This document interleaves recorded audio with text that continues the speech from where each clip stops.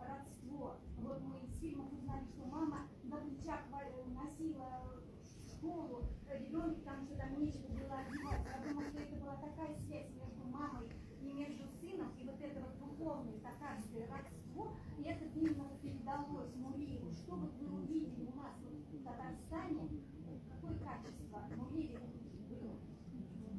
Спасибо. But Alfiati did an incredible work, so everybody has to thank her.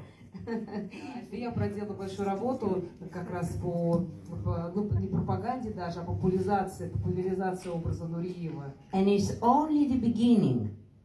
И это только начало. Это точно.